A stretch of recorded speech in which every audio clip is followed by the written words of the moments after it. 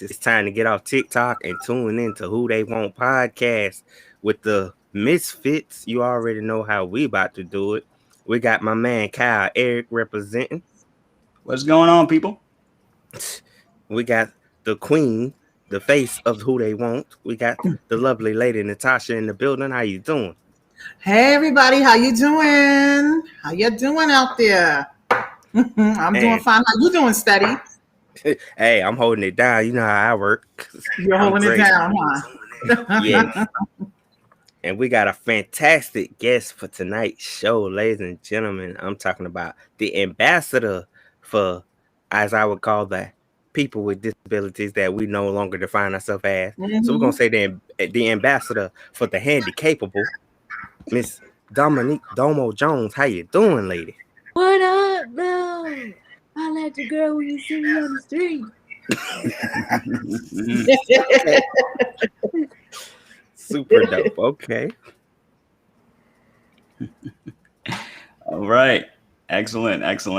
All right. So, number one, Miss DōMO, I just want to commend you on your work because I've been listening to more of you. I've been listening to your podcast. Like it's been in my list for a long time. I actually saw your podcast in one of the Facebook groups that we're a part of. And I was like, okay, number one, I love the title of the podcast. Don't let that disability fool you. Okay. Because really that's something I think that a lot of us can relate to in the community, you know? Right. And that pilot episode when you were working out the kinks and you were like, oh, I'm so nervous and blah, blah, blah. But when you got on your box really and said that you wanted to break down the stigma. You wanted to let people know that they are okay to just be themselves. Right. So, and don't have to worry about, other people like able people, pitying them. As soon as you said that, I was like, immediately I just thought of myself. So let me just commend you for that. Thank you. Mm-hmm. So I want to ask you when you first started, because according to your archive, your podcast started last year, October of 2020, correct? Right. Yeah. Right. Yeah. So it seemed very casual, and you seemed to just jump in. But what was the initial idea? What inspired you? So I was actually doing a podcast. I was actually a guest on someone else's podcast. And the gentleman was like, yo, you should do a podcast. And I was like, first of all, you saying that live, you know that, right? Like you're saying that in front of everybody. And then he was like, no, I'm dead serious. Like you should really do one. And he was like, you should do one regarding like people that have a disability. Just only solely interviewing them. And I was like, yeah, no, I don't really know how to like talk to people like that. Like, I'm not really sure. So, of course, he didn't listen to like nothing I was saying, and he came up with like my whole email address. He came up with like the whole Anchor account, and he was like, all right, we're starting next week. Dang, bro, all right. And for me, I just kind of felt like, although I didn't want to do it, he believed in me like so much. And he didn't tell me. I only had one interview with him, and he believed in me so much that it could be something. So that's kind of like how it started. And the concept really was, no, the first concept was to talk about myself. And I was like, yeah, I don't know how to do that. Not this long. Like if I talk about myself, it's going to be 2 minutes. All right, y'all, good night.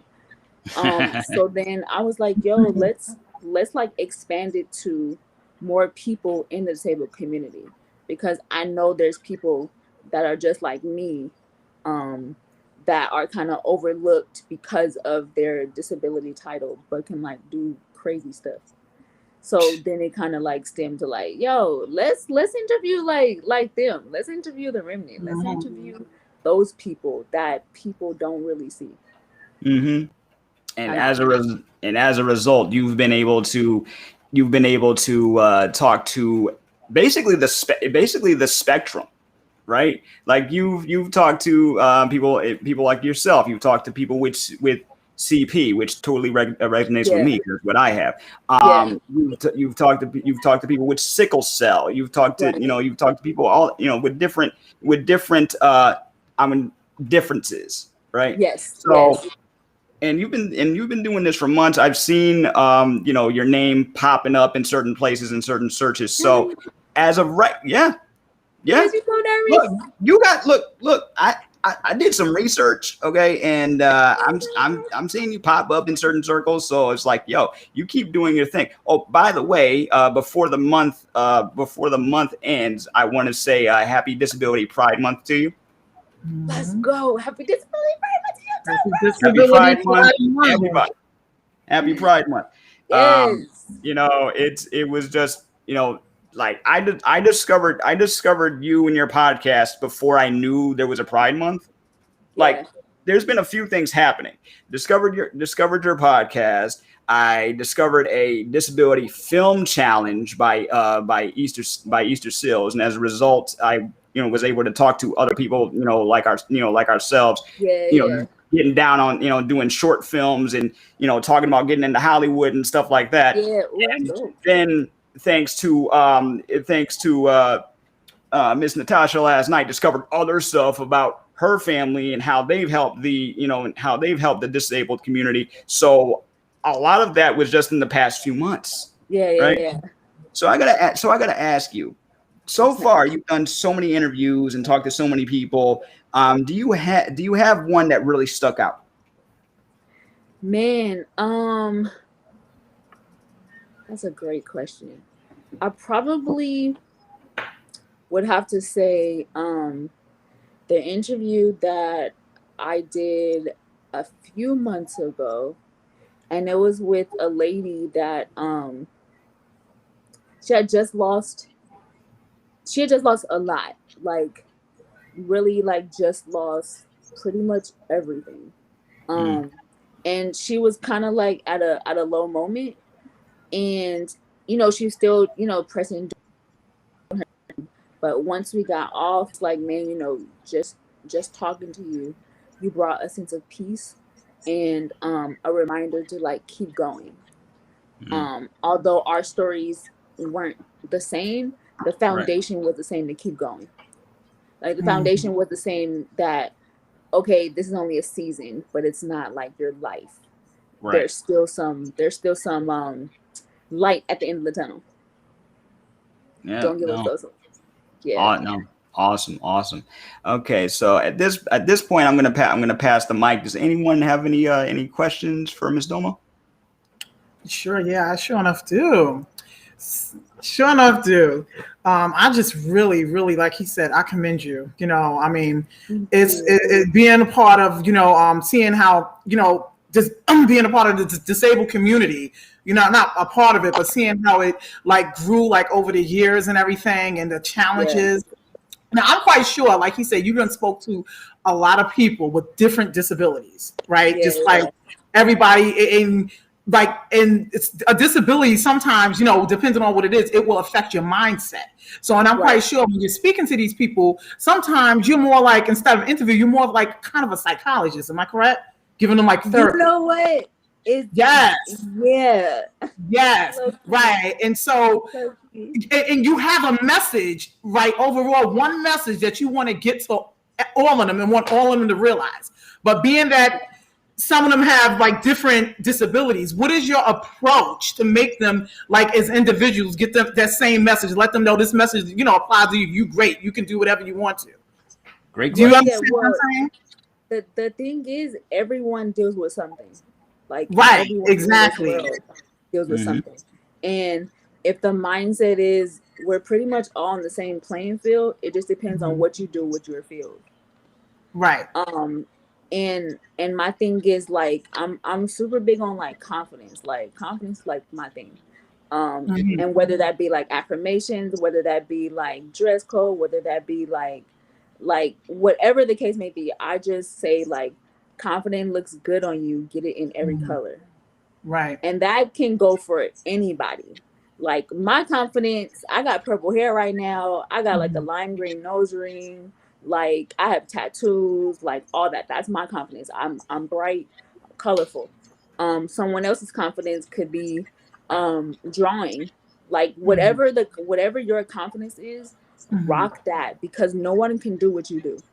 Period. Awesome. No. That's I think that's an excellent way of the approach of doing that. Yeah. Right. Definitely. Right. Most definitely. Where, like, okay, so when you, all right, because you've been through a lot. When you first told us about your particular disabilities and stuff that you have, you also followed it up with what it's like just being out there and people not knowing you, and then all of a sudden they want to know if you want if you need or want help for any for any reason, right? Yeah. And I personally find that sweet yet annoying, because I'm like, are you saying this because I'm a fellow human being, or are you saying this because you see a difference in me? You know what I'm saying? Right. So how do you as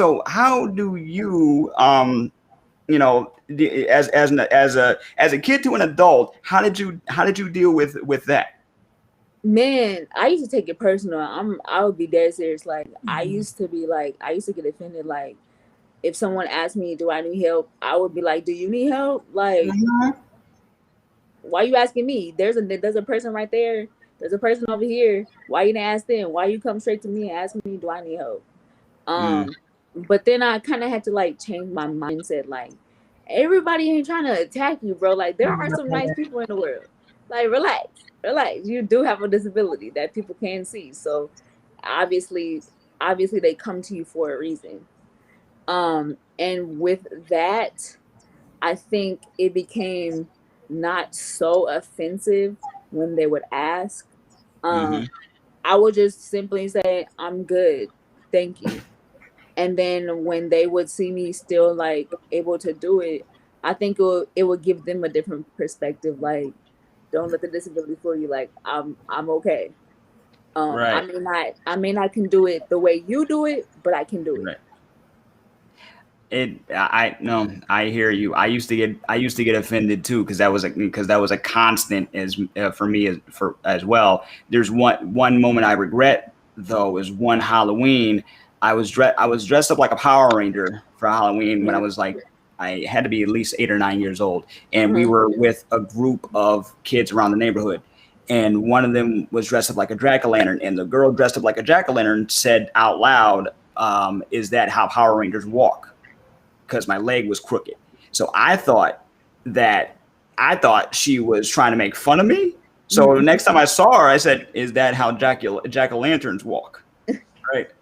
I should have just kept my mouth shut. My dad's like, "No, fighting words though." My dad's like, "No, she was just curious. It wasn't an attack on you, but sometimes it just feels that way." Right. Right. Because you feel like you gotta, like, even though we're trying to break down walls, there are times where you feel like you have to put that wall up just to protect yourself. Yeah, exactly. Exactly, because you're so noticed compared to like everyone else. Like, compared to everyone else. Everyone is the same, but then they always like pick you. It seems like out of everyone. We know that you're also a big advocate for mental health. So what is your self-care routine? Man, you know what I'm gonna tell you? I have my days I just shut down. I don't talk to nobody. I don't do no work. I don't do no thinking. I just literally like have a day to where if I want to sleep, I'm asleep. If I want to catch up, if I want to binge watch on my shows, I do that. I just have my days to where I just like shut my body down. Because I know that's what my body needs. Like in order for me to function, I gotta shut down. I gotta shut down mentally. I gotta shut down physically, and then just to kind of give my body a reset. I love affirmations, like words, reminders. I love those. So I say those a lot. I kind of quote them a lot. I keep them like in my head all the time. I have a vision board on my wall. So I look at those things that I want to do or I want to be or I want to go. And every time I get on my bed and I look at the wall, boom, it's a reminder of purpose. So those are a little like you know, I'm a girl, get my hair done faithfully every 2 weeks, get my nails done faithfully every 2 weeks. Like I do those things to keep me having a reason to live. Some people don't really as females, all those are like luxuries. Some people don't really think that that's needed, and I feel like it is because it kind of boosts up your confidence when you come out the nail shop, or when you done getting your hair done. You be like, "Girl, can't nobody tell me nothing." Okay, I'm bummed. Yeah, I've worked in this in the salon space. I was a secretary for 9 years, and I've seen emotions like shift, like from like the time you go into the salon, like you're feeling one way, and then you're coming out the salon just feeling a whole other way, like you could take you could take on the world, you know. Or sometimes you know how like salon owners sometimes they also play psychologists, you know. You know, somebody comes in with a whole heap of just bad news or whatever, and then they just come out they just want to hear their stylists and give them some advice. Exactly. You know. Exactly. Mm-hmm. So true. So about your affirmations, do you have a favorite one, like a favorite quote that you recite to yourself all the time? Yeah, I said it earlier, confidence. Dang, what did I just say? Dang, Dominique. Confidence looks good on you. Get it in every color. I say that like all the time. I also say like this life that you live is not for you. Remember that before you try to take it. And I say that because a lot of people take, you know, them having a disability personal. Like, God, why me? Why I gotta deal with this? Why I gotta struggle? Why I gotta all that, right? But at the end of the day, just the fact of you sharing your story of what you've been through can help so many people. Absolutely. Just have a reminder of like, you know what? Okay, it's not that bad. Like there is somebody worse than me.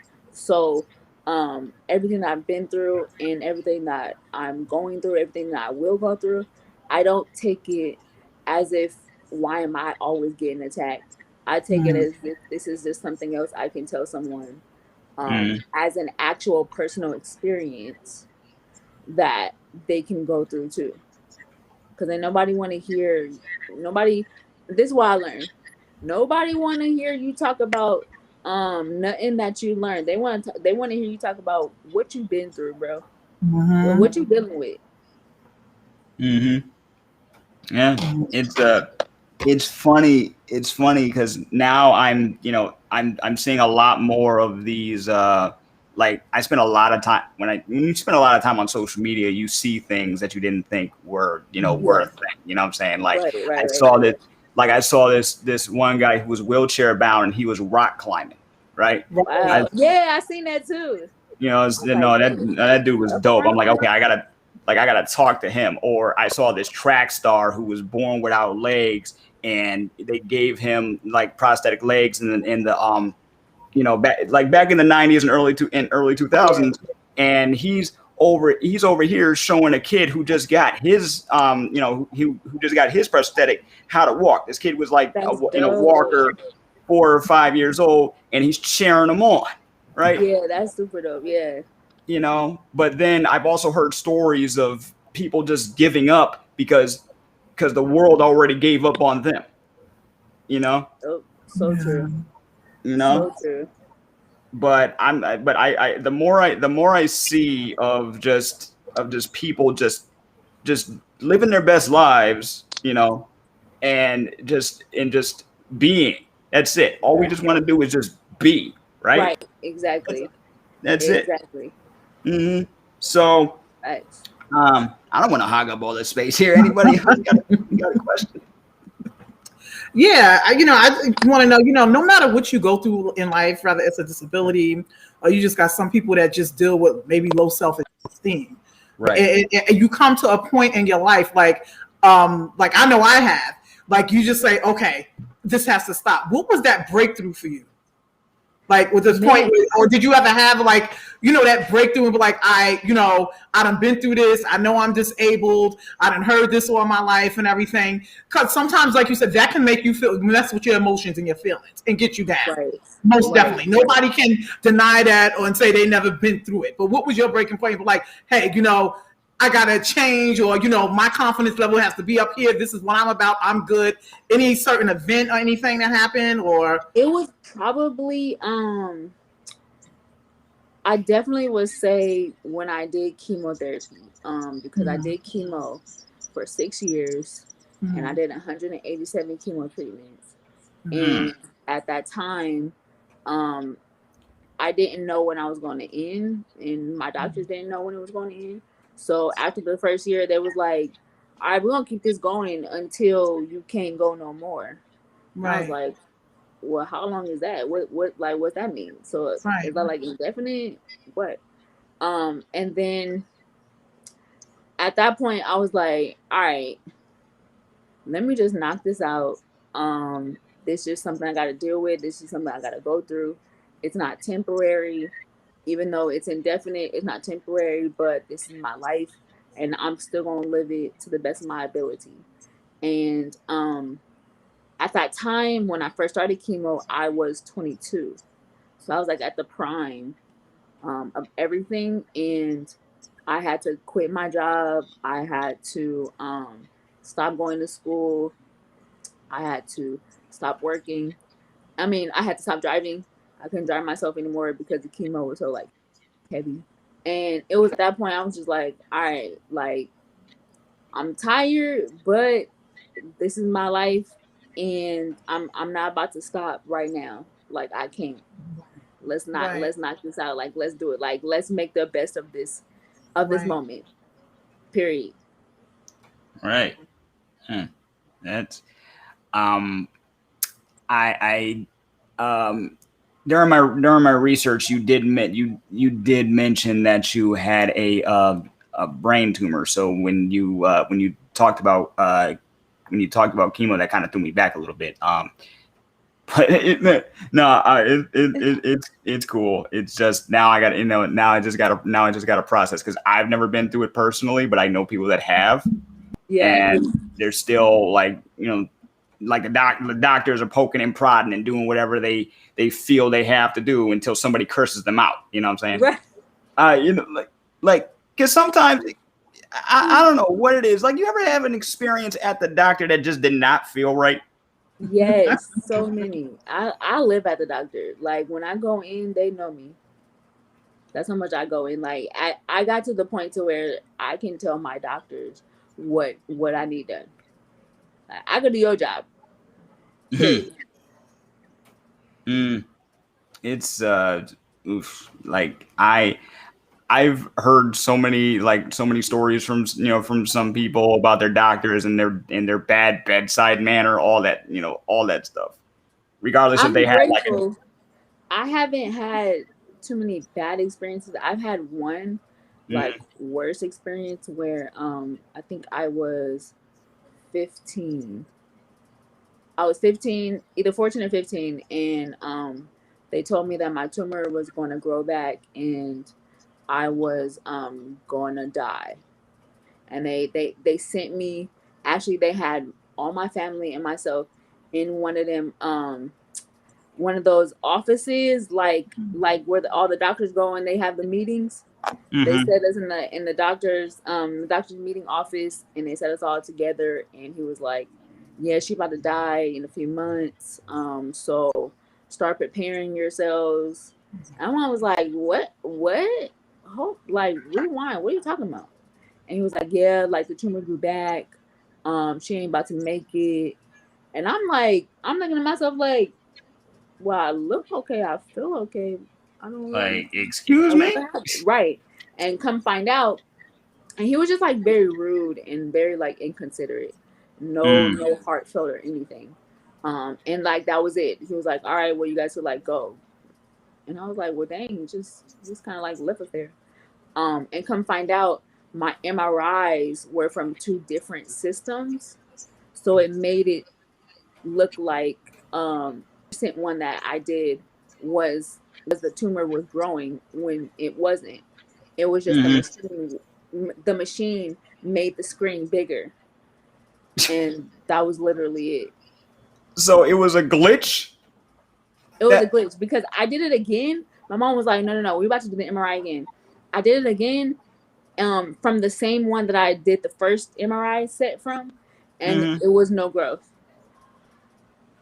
Like, it was no growth. We was like, dang, bro, like, you mean? Jeez. You know, right. But you know what that reminds me of? Anybody seen the movie Last Holiday with Queen Latifah? Yeah. Yes, that's exactly, yes. Yeah, because and even though that was a movie, that doctor had like humanity left in him. He was like, oh man, I can't believe this is gonna happen. And then he tested it on himself. He's like, okay, something's wrong because it seems I have the exact same. Exactly. You see, if it was the machines and it was the doctor's attitude. Right. Can't always trust. Yeah. And the crazy thing is, like a few months later, he was doing his little jog, his little morning jog, and he just like dropped dead. Oh, what a twist! Right. Bill of health and everything, and he just dropped dead. I said, "See, you can't do people wrong, like no, because life is just out there. Wow. Well, may he rest in peace, but still. I have a question for you. So being that where you at right now, because like right now, you know, obviously with your glow, you in a good place and everything, right. You inspire a lot of people, and because you're inspiring me right now and everything. And what would you look back and tell your younger self to do different? I mean, I know that's like a typical question, but being that you're disabled and you've been disabled for a long time, and you grew up with a disability, what would you go back and tell your younger self not to worry about or what to do different? Man, that's a great question. I probably would tell myself it's not the end of your I would say it's not the end of your journey. Right. And it's for a reason. I didn't know that me going through all of this was going to end me in writing books and podcasts and interviews. Right. I didn't know all that stuff. Mm-hmm. I was just going through it at the time. So I think I would definitely tell myself like relax, bro. It's for a reason. Like don't even trip. Like don't even trip because the reason is coming. The purpose is coming. So just hold out. So it's almost like, I'm getting biblical. God almost gave you your self-made story, for you to start working on as you got older. And now you're sharing it with everyone else and you're using it to inspire everyone else, which is just such a beautiful thing, because there's just so many people out here that's just like I said, whether it's a disability or whether it's low self-esteem, that's a serious thing. You got people out here that just feel like it's the end of the world, that they just have nowhere to turn. And it's just so many resources out there that they just don't know of. And there's just so many other people like them, like you, know what I'm saying? Or like everybody else, like, me, because, I struggled with my weight for my whole life. So it's just so many resources and people to turn, places to turn. Yeah. And then sometimes, and I don't want to do like the battle of the sexes, but sometimes, it can just be so different being a female. You know what I mean? Yeah. And everything. It can just be so different being a female, because I remember, like I was telling him yesterday when we found out we was going to be doing a podcast with you. I grew up watching the kids that my father transported, disabled kids. He transported from kids, because like when you're born with a disability, that follows you your whole life. So I grew up like knowing them and seeing them going through different stages of life. And then I actually went to college with one of them when we got older. And here he's in his wheelchair rolling around campus doing tricks. So, he found a way to be content with his situation and make it work for him, and make everybody say, look, you know, this is what I can do. And it's almost, he's like a superhero doing that. He's in a wheelchair. Right. You know, some of us that can walk can't even do what he was doing. So it is just amazing. Like, you know, people, it's so important for people just to give themselves that chance, you know, just to see what life is going to bring them in the future. Right. Wait on it. Just wait on it. Right. Just wait on it. So I like what you said. Just wait on it. And this is for a reason. It's a purpose. Yep. Facts. That's it right there. Nice. So, well, you've also mentioned that you've written books, plural. Mm-hmm. When did you start writing? And where can we see or read some of these books? Yes. Yeah. Okay. So I started probably in 2019, and then I ended up publishing both of them during the pandemic.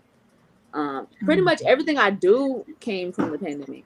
Right. Literally everything I do stemmed during the pandemic. So when people be like, "Oh, the pandemic was horrible," well, what you do? Like, it depends on what you did with your time, because we were literally, the world was on the same playing field. Right. Everything was shut down. Everything. So you didn't have no excuses. I got to do this. I got to go here. It's closed, bro. Get in that house and be productive. But my first book is called Damaged But Not Dead. That's on Amazon. That's pretty much the story of my life. Just everything about my life in my from my Thank you. Title is like, gosh. I'm gonna write that down right now. Damaged but not dead. Yeah, damaged but not dead. Yeah, it's a hashtag at the beginning of it. Hashtag damaged but not dead. Mm-hmm. Hashtag damaged but not dead. Yeah. And it's the story of my life. It's not like a depressing, sad, mopey. No, it's literally like how I'm talking right now is how the book is read. So you're gonna like get a piece of me when you read the book. My second book is called Self-Talk, but you can eavesdrop too. And that is a compilation of like affirmations, sayings, reminders, quotes that I kind of came up with during my 6 years of chemotherapy. Just a reminder, just to keep my mental strong, because physically I was down. So if my physical down, my mental came. Like, I got to pick a struggle. So I had to strengthen my mind. They were just different sayings that I would tell myself, I would remind, came up with, that kind of helped me. And the good thing is they're not just for medically tuned people. They're for people that struggling, that just need the reminders to push. They're both on Amazon, under Dominique Jones. Yeah. Okay, so I will be passing this information along. Most definitely. I've been meeting a lot of authors too who have either they wrote before the pandemic, or the pandemic like gave them the downtime to write everything down. And a lot of them self-published, and it's awesome. It's awesome to just hear that, because I did a series of episodes on my podcast during the pandemic, and it was talking about like how certain people are dealing with the pandemic, like how are people in the medical field dealing with a second childhood, how are teachers how are teachers dealing with the pandemic, how are truckers dealing with the pandemic. It was all about essential workers, but also their life outside of work, and they were talking, and they've all, talked about like going into creative endeavors. Some started YouTube channels, some started organizations, some quit their job altogether and started their own business. So just keep moving from there. So, all right. So let's talk about something fun. So you also mentioned that you had tattoos. right? I do. Right. So you mentioned that you had tattoos. I know that it's to some, each one holds some sort of significance to them. Each time they get inked up, it means something, or sometimes just people do it for fun. So where are you on that spectrum? I do it for a reason. I don't do the fun. I do the dope. I don't do the fun, but I do like, oh, that's dope. All my tattoos are intentional. I have 14 tattoos, and I want to get 15. Wow. But I need to go to the tattoo shop to get my number 15. But yeah, I have 14. I got 14 tattoos. Let me tell you the one that hurt the most. I'm about to show you. This is the one that hurt the most. It says heal. I can imagine because that's what it's on bone. It's on bone. That's your hand. Did that say healed? Yeah. Did that say healed? Yeah, it says HEALD. Okay, that's a little that's funny and also kind of ironic. Because you gotta wait for it to heal. Literally. Oh gosh, I was like, this was my tattoo number 2. And I was like, Father, why did I get it right here? Like, it was a dope concept in my mind, but why did I literally get it right here? Because it hurts like a bug. But it came out super dope though. Everybody sees this tattoo. Nice. That's more hot. than anyone that I have. Thank you. That's hot. So you have 14 tattoos? 14. I do have 14 tattoos. Well, I mean, you got 14. So I can imagine, like, that can't be the worst spot the way it hurt it. Like, you got to have some other body parts where it hurt even more. Like, because all mine are like, I have one like right here. I have 2 right here. I got one, like, let me see. Can you see it? I got one right there. A little bit, yeah. I got one right here, like on the arm. One right here. I have 2 right there. One right, boom, boom. Ooh, on the collars? Yeah, I have both my collars. Love it. Okay. I have both my collars, and then I have a sibling tattoo.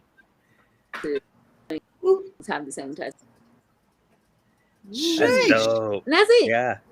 I'm mad because she got me beat in the numbers, but I love the fact she got super dope tattoos. She got me beat too. All like words. I got like 8. I have maybe. words. You got 8. Yo, all cast of me. I got 1. It's like that. 1. 8. I'm sleep. Yeah, I'm tattooed up too. But yours are yours. I got like 2 up. Your 2 are all my 14. Cause you got giant. It's half a sleeve, so you got half a sleeve. Wow. I got the word. I can't go no further than the word. I got words too. The one I got on my back. The one I got on my back when the artist was putting it on my back. We was in a room. They thought he was really like fondling me. The noises I was making. They was like, "What is going on with this girl back there?" They had to come and check. So I don't think I can get any more. I don't think I get any more. I don't know. Well, it kind of depends on it. I did after my second tattoo on my hand. I did research on where the least pain tattoos are on your body. Where's the least pain spot? Because if I'm gonna get these tattoos, I need to know what I can handle. Like, what's my limit? I can't get one on my foot. No. It's cute, but I ain't trying to die. No, thank you. Wow. I mean, for those that do, like, I made sure that, like, my first tattoo, I got it on, like, on my arm, like the top of my arm near my shoulder, because there's no like bone or anything there. So when the artist came to me, he was like, "Hey, this is the perfect place to get your first tattoo." So for the second one, I pretty much did it for my right arm, for my right arm as well, and I just got like peace and love, peace on one and love on the other, right? But it was my dad who inspired me to get it in kanji, because he knows I love Japanese stuff. So I was like, you know what? Okay, let me do some research, because. Right.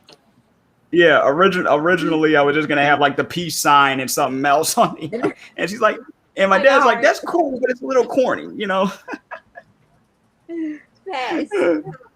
Oh man. So what is your you know, you're close with your family, correct? Yes. So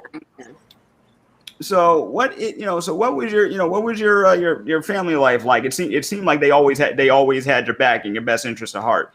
But I'm only getting that from what you said about the doctors counting you out. So what was it like growing up for you? You know what? Ironically, I had like a pretty normal life. I was in ballet, jazz, tap. I was in piano. I was in Girl Scouts. I was in drill team. I'm not into sports. I don't like being outside. Like I'm coming all that. I used to play the drums. What else? I had like a pretty normal, like I was in like BSU, Black Student Union. I had like a pretty average normal life. It was just those instances where the medical complications happened, but other than that, like my mom and my dad like made sure that I lived the average childhood, but I was still able to enjoy my childhood every year, even up until this day, since I was like 4. Every summer I go on vacation somewhere, and I still do it with my dad. That was like faithful every year, and we still go. We just came back from New Orleans 2 weeks ago. Nice. Yeah. So what other places are on your list? Yeah, what's on your bucket list? Oh, okay. So I want to go to Japan. Same. I want to go to Connecticut. I want to go. You got a connection right here, then. And I want to go to New York.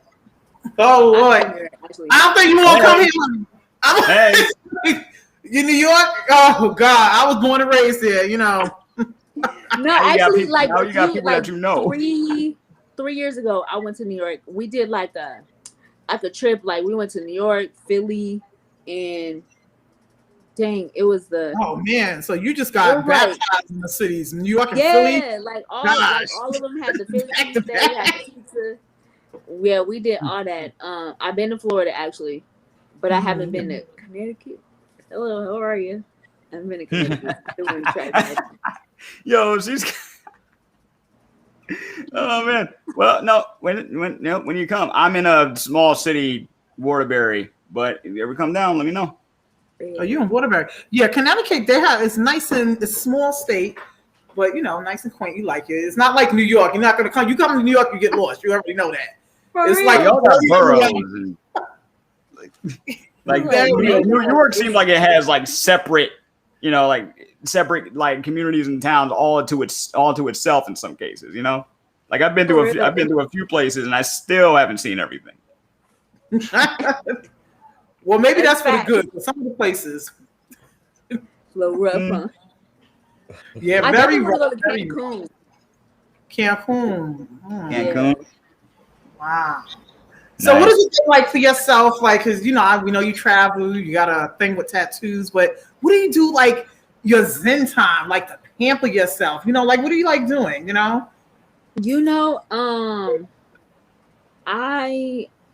I'm a music person. Like I'm a music head. I have like over 7,500 songs on my playlist. Wow. And I probably know like all of them. I love music, so I love like concerts and poetry. So I like going to like spoken word, sipping paints. Even though I don't know how to paint nothing in the world, but when I finish, it be coming out super dope. Like I'm a Picasso. Hanging out with friends. I love movies. I'm a movie head. Love watching movies.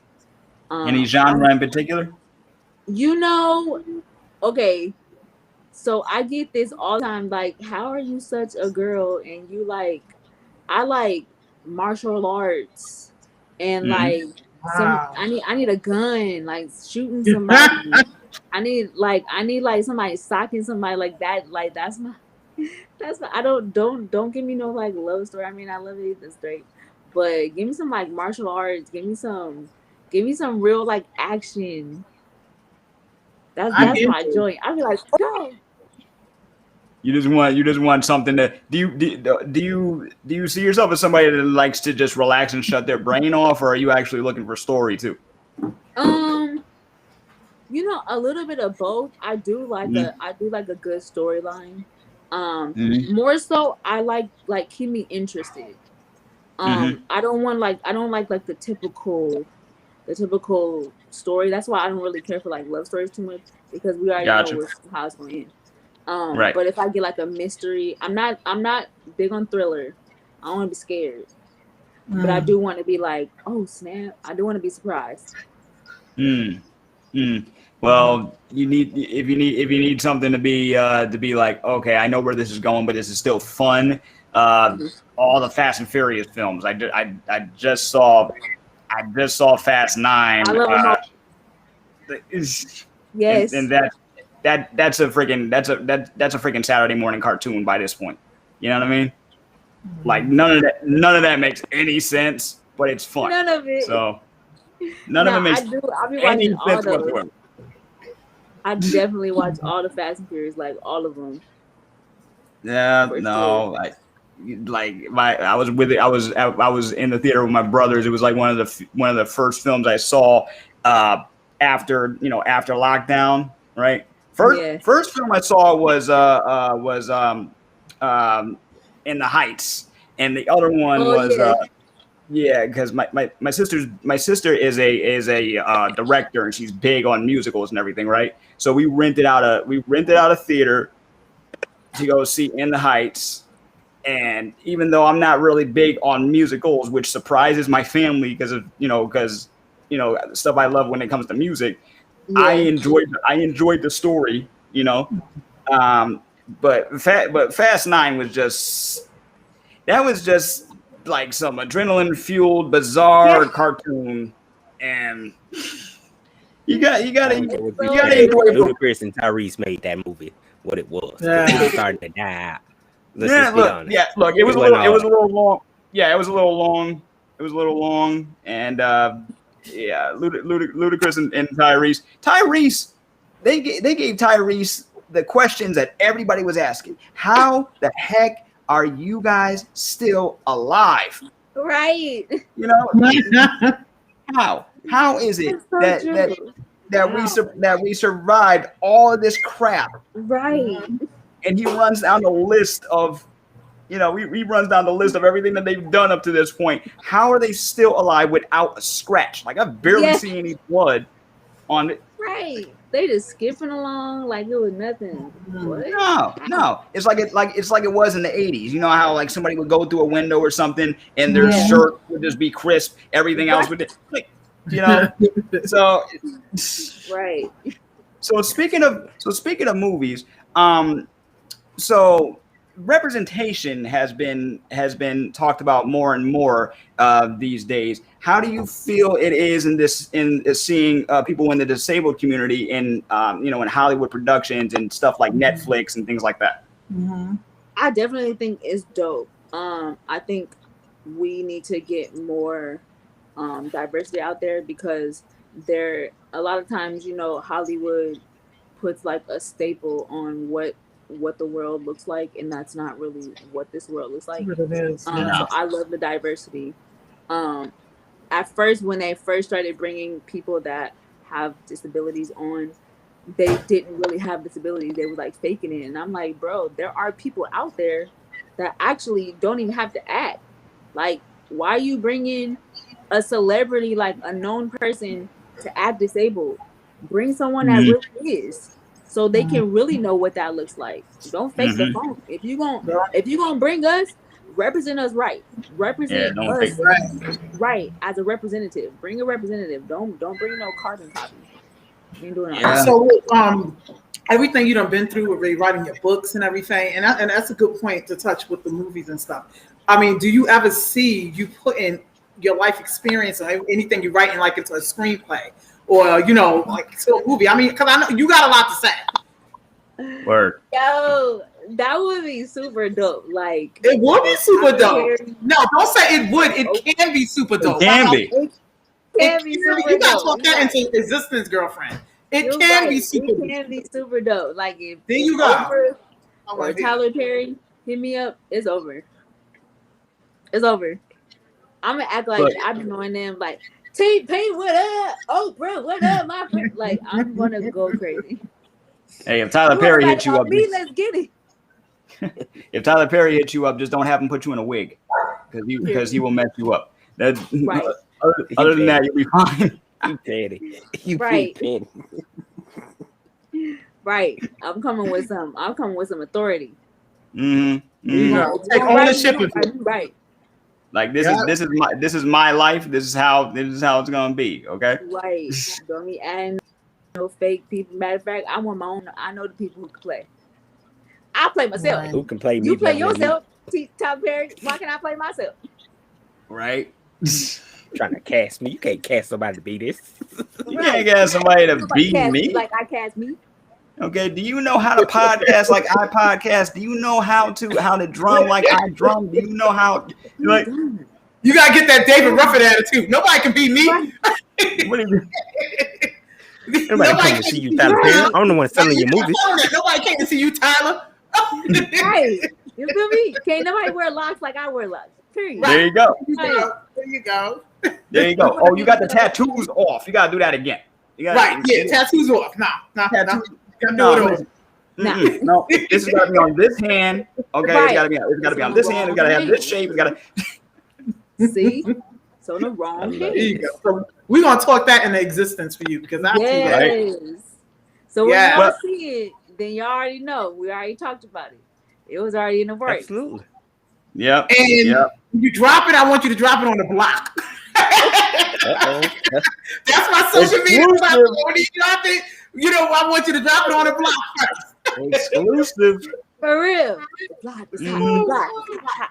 The block is hot. The block is hot. Mm-hmm. And everything. So, are you familiar with Able newspaper? No. Oh man! So yeah, I'm gonna send you that link. Able newspaper is very awesome. It's for the disabled by the disabled, and it has every. I sent Steady the link yesterday. It has everything in it. It has all sorts of resources and everything. Oh man, and I came familiar with it when me and my brother started our company up. New York City Wheelchair Stranded, and we advertised it in Able's papers. And it's just absolutely. It's for like everything you can just think of for the disabled. It's just there. Like, and just like you just subscribe to it and they deliver it to your house. Yeah, it has resources for everything. Then they have Bender Consultants down in Washington, D.C. That's like what you call them? What's the name of like one of them the employment agencies? That's like a career builder for the disabled. Bender Consultants. They specialize in placing disabled people into jobs. They in everything. It's just yes, it is dope. It's just so many things out there that just makes me say wow, it just came a long way because it makes people feel like they got something to look forward to, which they should. You know what I mean? Because you got people going to school. It's just. I'm sorry, my dog is touching my foot. Sorry, but it's just Able newspaper. It's a very good paper, and I really like it. And sometimes I definitely want to know more. Get it delivered. What'd you say? I said I definitely want to know more for sure. Yes, and that's another platform for you to advertise your books. Yeah, I got so excited. I got so excited because after you had told us about this, Lady Tasha, I almost immediately looked it up, and I was like, okay, I found the link, found out that they were up to date. Everything was still running. I'm like, okay, I gotta tell my family about this because if we had known about this years ago, I would have been using this. For every freaking job search I ever had. Man, right? Every job search, every time I needed to get somewhere, I'd be looking for that place first. Shoot. I should ask somebody to interview or something. Yeah. I just get all excited. I just get all excited now that I know that there are resources like that out there. There's a lot. Yeah. Right. That's so true. And it just makes people feel so much more at peace, you know, and everything. It makes us feel human. It makes us feel seen. You know, exactly. It makes us feel seen. That's so true.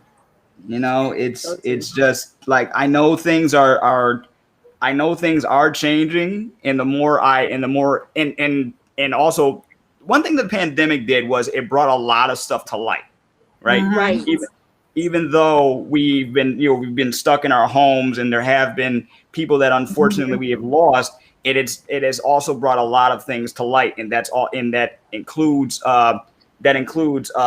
including people like us in the conversation when it comes to films and books, and not just because we're here to be, because we're not here to be pitied, we're not here to be looked at like, you know, we're human. Right. Just understand us. That's it. Can we talk like regular people? You know. Right. That's so true. Yeah. That is it. So okay. So you know, like back to the fun stuff. So you are, you know, you're huge on music. Is there anybody that you're really like bumping right now? Oh, great question. It's like a yes and a no. Because I'm not type of person, like I would lay in my bed and just like have the music play, and I'll start listening to people that I've never heard of. Word.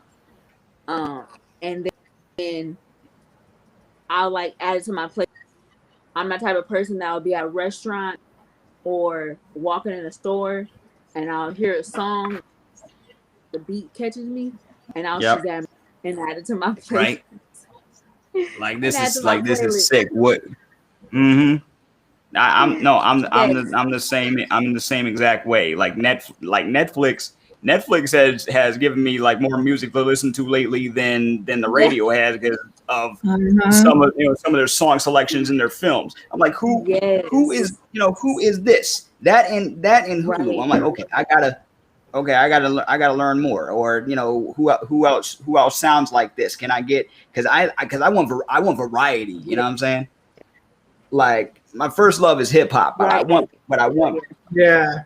But I need variety in my playlist. Like my sister would make a joke, like you would never hear the same song twice. Like if I had it on if I had it on shuffle, you never hear the same song twice, right? Yes, unless I put it on repeat. You know, that's all day. Yeah, you'll never ever hear the same song twice ever. Yeah, like who's your as far as like seeing them in concert, like who's the best show? Who put on the best show? Oh, okay. So I definitely, even though she older, she like old school, Lauryn Hill, I would definitely see her. Brandy top. Brandy? Yes, Brandy like top. Her vocals are crazy. Jasmine Sullivan. Stupid crazy. Let's see who else I would see in person. I would probably, for sure, Chris Brown. He's like a dope performer. People, he is. Him. Yeah, he gives a good shot. Man, like I already know him. Usher, I definitely want to see Usher because he's a dope performer. Yeah, that as far as performance wise, probably them. When it comes to like actual concerts, I would definitely love Kier Sheard. That's like a Christian artist. This guy named Molly Music, and like Franklin, because he's like a dope performer. He gives like a show. He gets it done. He get it in. Like he's like super dope. Very like I love CCM, like the Caucasian people. They're dope. They're like super dope. Maverick City Worship, I would definitely, actually I'm going to go see them in like a few months. And classical music. Yep. I love musicals. So in September, I'm about to go see Hamilton the stage play, and I'm super excited about it. Super excited. They're coming to LA, and I'm like, let me get on that now. Okay. Hamilton. My sister's been trying to get me to see Hamilton forever. Like It's good. No, I have no doubt that it's good. I have no doubt that it's good. No doubt that it's good. No, it's because my sister, the way my sister sold it to me is she's like, I know you're a battle rap fan. This is basically what this is, right? Yeah. Because she knows I would watch like battle raps and stuff on YouTube, right? Yeah. And when I was hearing the songs, I was like, yeah, they are. This is like historical battle rap. I got you. And I knew it went over some people's heads, but it's gotten so big. It's gotten so big that tickets are like how much a piece? Man. So it's a lot. Yeah. Yeah. So this is why I'm glad Disney bought it, and then. And then what were they about to do? They were about to theatrically release it sometime in July of last year. Then the pandemic happened, and they were like, you know what? Let's just put it on Disney Plus. And I still have not watched it. So at some point, I gotta watch it.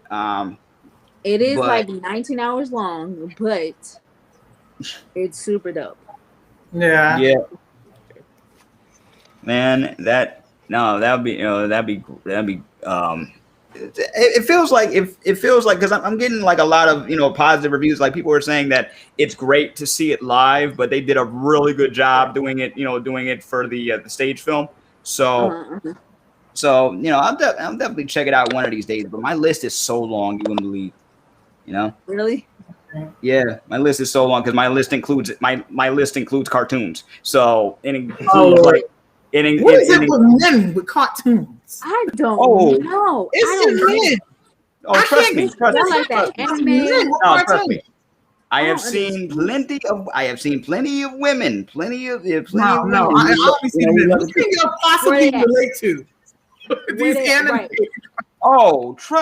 Trust me. I'm not getting into this. I'm not engaging. And I'm not talking about the Simpsons with Stewie and all that stuff. What's that little Stewie? That little boy had a character, that little mean one. I'm not talking about that. That's more for the adults. The adult swim. I'm talking about I be seeing grown men sitting in front of Tom and Jerry. I don't know if they're still around, but stuff like that.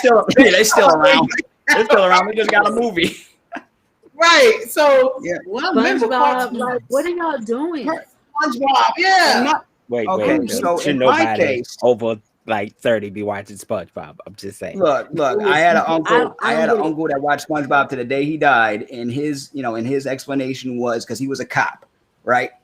What? And he had been working as a cop for years, and he would say, I want to go home, I want to relax, I want to have fun. He watches SpongeBob because SpongeBob made him laugh. In my case, growing up the way I did, I was sort of a introverted kid, and I didn't think people were like really like understood me. My mom and my parents, they would always encourage me to use my imagination, right? And tell tell stories and draw and just broaden my horizons. When I'm watching a cartoon or when I'm watching an anime, especially, the stories a lot of times, the reason why they're relatable between a cartoon versus an anime is they go a little deeper depending on what you're watching. Like there's one in particular about a kid who has a disability where every so often his body will shut down if he gets nervous, or if he gets or if he gets too overwhelmed, or if his mental state becomes like too much, he shuts down to the point where he shut down for 3 years and didn't grow, and had to keep his his family and everything out of it except for his uncle, because no one would, he didn't think anybody would understand, till one day someone did. There's a lot of stories that I related to personally. So that's why, besides the fact that I've always loved stuff behind the scenes, like voice acting and, where they came up with the idea, stuff like that. So when someone asks me why I like that, why I like this stuff, it's the creativity and what it does for me in my head. That's why I like it. Okay. Someone else may have a different reason. Sometimes they just do it just to relax, to let go, to not think about real life. But sometimes these fictional stories are they're even crazier than what's happening in real life. Trust. Yeah, of course. Yeah. Mm-hmm. So what can we expect to see from you in the future? We know you're doing the books, but what else are you looking to get involved with? Yeah, so I definitely want to, I kind of want to start like my own show. Yeah. I definitely want to like that. I feel like that would just be dope. Just to start a show on like what the life of a disabled person looks like from my view, the stuff that I be dealing with, so I struggle with, or even like the positive stuff, like the affirmations, like the reminders. Just talking about being disabled, but still being like super dope, and not letting it overtake who you are as a person. I definitely not letting it define you. Right. I definitely want to get into that for sure. I think it'd be super. I'm nervous, but the dope thing is, being in this pandemic, and kind of going through and doing so many interviews and podcasts, it's definitely giving me more confidence in like talking and being on the spot, and just like the confidence in speaking. So it's like this is kind of like trained me. Right. Yeah. Awesome. No, definitely. Amazing story. And not even a story. You have an amazing existence. Like your life is just like it's just amazing. And I really, really, really inspired by you. You just don't understand. Thank you. I appreciate it. And I just love it. I just love it. I love it to see people just rise above what people just didn't expect them to do. Right. Yeah. People put so many limitations on people, with disabilities, whatever it might be, and I just love it when people just rise above those limitations. Yeah. And it's all really just it's all ignorance. Like they act like they know, but they really don't. Right. You gotta be willing to give somebody a shot before you be like, oh no, they can't do it because their physical limitations, blah blah blah. No, ask them what they can do. See what they see what it's like from their point of view before you make your final judgment. Exactly. We gotta educate each other. Because one of your guests on one of your podcasts said it's all about patience, right? I think it was the last one you recorded. They were talking about some people having patience with them and them having patience with themselves, and that is key. But one thing we know, especially in the world we live in a very impatient, want everything now world. Greedy. So, greedy. I can only speak from an American standpoint. You know what I'm saying?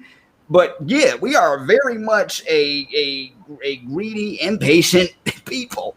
Yeah. So we got to slow down and be willing to educate and relate. Right. Exactly. Can't rush greatness. No, you can't. We cannot. No, we cannot. This has been a lovely episode. You've been a phenomenal guest. Just having you is an honor. Yes. With your busy lifestyle that you have. Always don't on put me go. out like that. I ain't that busy. I'm just saying, I follow you now. Like you on the go all the time. You probably finna get ready to leave for a trip right now. But your spirit, your energy, everything is just amazing. You're a blessing to the show. Thank you for being a part of tonight's festivities. Shout out to Kyle for his incredible hosting tonight. Phenomenal. Dope job. Of course, Lady Tasha, we got to give credit to you. Y'all don't forget. We need to see you on the block. We got to get you on the block. We're going to send you the link for you to jump on the block. On the block. Come on, that's my social media platform. Come on a block where people can come, just get their business, their creativity, or whatever it is you do out there. Even if you don't want to just do nothing, you want to just come and look. Come on the block. It's free in all app stores. It's under Everything Entertainment Expo, the block, free in all app stores. Download it and come join us. Yep. Download it today in the app stores. Everything Entertainment Expo.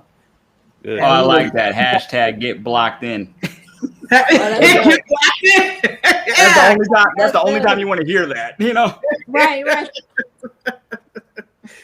You did. Get blocked in. We would love to have you. We love to having you here and everything. And just everybody keep your eyes open. We have this lovely guest tonight here with us, and we have so many other things coming exciting this weekend, especially tomorrow. Give me the announcements, girl. Go on, drop. Oh gosh, tomorrow we got Jackie Love coming on and everything, and you might want to watch it because she's somebody who is very inspirational, and she's in the fashion industry. She teaches she teaches modeling, and she helps critique and get them molded them, and she deals with autistic and disability people too.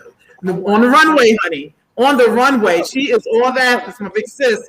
She will be here tomorrow on Who They Want Entertainment, breaking it down for us and everything. So and then we got freaking Friday afterwards for the grown folks. So and my friend Monet, she's gonna come on here with some of her things, showing us a couple of things. So and everything. So, but it's gonna be a hot show tomorrow, and this one was just phenomenal. This is another one in the books. Thank you so much. Thank you for the opportunity. I appreciate it. Thank you. And that concludes our show, ladies and gentlemen. You have now listened to another Who They Want show.